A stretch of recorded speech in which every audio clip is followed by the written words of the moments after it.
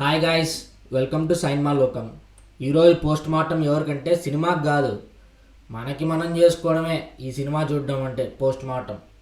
ఇప్పటికే అర్థమై ఉంటుంది నేను ఏ సినిమా గురించి మాట్లాడుతున్నాను. అదే వార్ 2 గురించే అంటున్నా. నసుకుడు నాకు నచ్చదు. ఇక పాయింట్కి వస్తే, what went wrong with war 2. First నుంచి ఏ ప్రమోషనల్ కంటెంట్ కూడా లైక్ టీజర్ కానీ, ట్రైలర్ కానీ, సాంగ్స్ కానీ ఏవి కూడా ఒక టిపికల్ జూనియర్ ఎన్టీఆర్ సినిమాకి వచ్చే ఆ ఎగ్జైట్మెంట్ కానీ, ఆ ఎక్స్ ఫ్యాక్టర్ కానీ, లేకపోతే ఆ హైప్ కూడా అసలు రావట్లేదు. హైప్ సంగతి దేవుడికి ఎరుగు, కనీసం ఫ్యాన్స్కి ఇంట్రెస్ట్ కూడా రాలేదు. అది వేరే విషయం అనుకోండి. ఒక్క జనాబే అలీ సాంగ్ కంటే ఇంకా వేరే ఏది కూడా ఎగ్జైట్ చేయలేదు, రెస్ట్ ఆఫ్ ద ఫ్యాక్టర్స్ ఏవి కూడా.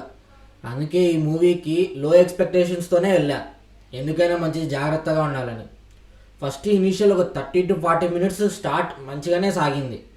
కానీ ఎప్పుడైతే ప్రీ ఇంటర్వెల్ సీక్వెన్స్ స్టార్ట్ అవుద్దో, ఆ ఫ్లైట్ సీక్వెన్స్, అక్కడి నుంచి డ్రాప్ అయింది సినిమా. ఇంకా సెన్సెక్స్ గ్రాఫ్ లాగా పడిపోతూనే ఉంది తప్ప ఇంకా మళ్ళీ లేవలేదు, లేసే పరిస్థితి కూడా ఎక్కడా కనపడలేదు. అఫ్కోర్స్ ఆడియన్స్ కూడా అలానే నిద్రపోయారు గ్రాఫ్ లాగే.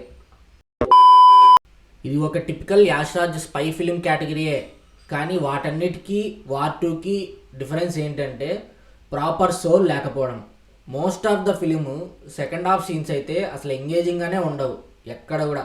ఆ ఫ్లాష్ బ్యాక్ చైల్డ్హుడ్ ఎపిసోడ్ అయితే నరకం రా బాబు, లిటరలీ నరకం స్పెల్లింగ్ రాయిపించారు.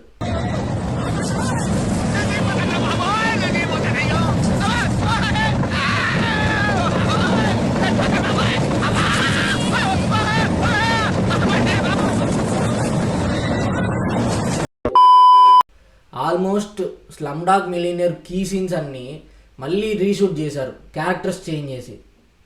అది ఈ సినిమాతో మిక్స్ చేసినట్లుంది అంతే తప్ప ఎక్కడ ఒరిజినాలిటీ అనేదే లేదు. అసలు నిద్ర కూడా అక్కడి నుంచే స్టార్టింగ్ నాకైతే. మీ కష్టం పగవాడికి కూడా రాకూడదు గురుగారు.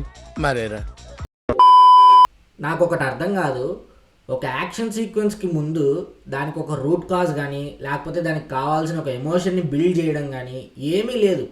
అప్పుడు యాక్షన్ ఫైట్ సీక్వెన్స్ పెడితే దానికి ఒక కిక్ అనేది ఎలా వస్తుంది? ఆ హై ఇచ్చే ఎలిమెంట్స్ ఏం లేకపోతే ఎలా వస్తుంది?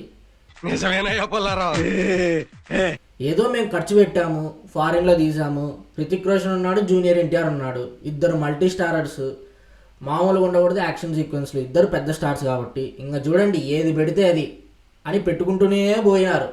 అదే ఉంది సినిమాలో. అసలు సినిమా అంతా ఎలా తీశారంటే, ఇదొక స్పై టెంప్లేట్ కాబట్టి, హృతిక్ రోషన్ మెయిన్ హీరో కాబట్టి, సౌత్ నుంచి ఒక హీరోని పెట్టుకుంటే హైప్ క్యాష్ అవుద్ది కాబట్టి, కియారా బిక్నీ సీన్లు పెట్టుకుంటే యూత్ అట్రాక్ట్ అవుతారు కాబట్టి. ఆపుతావా నీ బట్టి పురాణమా? జరగాల్సిందంతా జరిగిందిగా. అంతే మరి, అలానే ఉంది పరిస్థితి. హృతిక్తో ఊరు మెలోడీ పెట్టు, ఇద్దరు హీరోలు కాబట్టి ఇద్దరికి 2 ఇంట్రోస్ పెట్టు, అక్కడ 30 minutes ఫిల్ అయిపోయింది. ఇంటర్వెల్ ఫైట్ కూడా 25 minutes ఫిల్ అయిపోయింది. ఫ్లాష్ బ్యాక్ ఇంకో 20 minutes కూడా ఫిల్ అయిపోయింది. ఇలా చెప్పుకుంటూ పోతే సినిమా మొత్తం ఫిల్లర్ సీన్సే తప్ప ఏవి కూడా ఇంపాక్ట్ చేసేలా ఉండవు.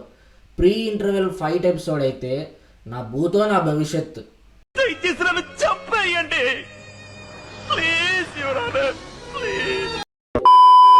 నిజంగా ఎవడు కంపోజ్ చేశాడు కానీ దాన్ని అప్రూవ్ చేసిన డైరెక్టర్కి, కంపోజ్ చేసిన యాక్షన్ కొరియోగ్రాఫర్కి ఇద్దరికి దండేసి దండం పెట్టి ఆస్కార్స్ కాకుండా భాస్కర్ అవార్డ్స్కి పంపొచ్చు. ఆ రేంజ్లో ఉంది. అంత వరస్ట్ సీక్వెన్స్ ఈ మధ్యకాలంలో ఎప్పుడూ చూడలేదు. వీళ్ళని ఇలాగే వదిలేస్తే బోయా న్యూటన్, మెహర్ నోలన్ కూడా ఇన్స్పైర్ అయ్యేలాగా తీసేటట్టున్నారు ఈ డైరెక్టర్ గారు.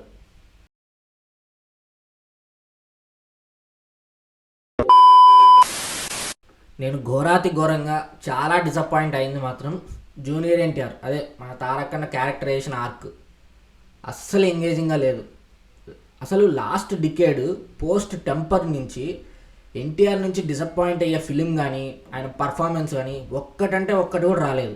ఆ రేంజ్లో అసలు లాస్ట్ 10 ఫిలిమ్స్ ఇచ్చి పడేశాడు. ఇన్ఫ్యాక్ట్ స్టోరీ యావరేజ్గా ఉండి బిలో యావరేజ్ విఎఫ్ఎక్స్ ఉన్నా కూడా దేవరాని తన పర్ఫార్మెన్స్తో సింగిల్ హ్యాండెడ్గా నడిపించేశాడు సినిమాని. ఇలాంటప్పుడే దేవరా విఎఫ్ఎక్స్ వాల్యూ తెలుస్తుంది. వార్ 2 చూశాకనే అనిపించింది నాకు. థ్యాంక్స్ టు కళ్యాణ్ రామ్ అన్న. ఆల్రెడీ బాలీవుడ్ డైరెక్టర్స్కి మన హీరోలు చాలాసార్లు దొరికి బుక్ అయిన సందర్భాలు చాలా ఉన్నాయి. లైక్ రామ్ చరణ్ తుఫాన్కి దొరికిపోయాడు, ప్రభాస్ ఆదిపురుష్కి దొరికిపోయాడు, ఎన్టీఆర్ ఇప్పుడు వార్ 2కి దొరికిపోయాడు. నా పర్సనల్ రిక్వెస్ట్ ఒక్కటే, వీలైతే బాలీవుడ్ డైరెక్టర్స్ని, ముఖ్యంగా ఇలాంటి స్క్రాప్ స్క్రిప్ట్లని ఎవరైతే పట్టుకొస్తారో వాళ్ళకి నిర్దాక్షిణ్యంగా నో చెప్పండి, లేకపోతే ఇలానే బలైపోతారు. ఒక సంవత్సరం లేట్ అయినా పర్లేదు, మంచి స్క్రిప్ట్స్తోనే రండి, అప్పుడే వాల్యూ ఉంటుంది. ఓకే ఓకే సరే, ఇంకా మూవీ చూశాక మీకేమనిపించింది? అది పాజిటివ్ అయినా నెగిటివ్ అయినా ఏదైనా కామెంట్ చేయండి మావా. మీకు అనిపించింది ఏంటి? నేను కూడా చూస్తాను, అసలు ఏం మిస్ అయ్యాను అనేది తప్పకుండా చూస్తా.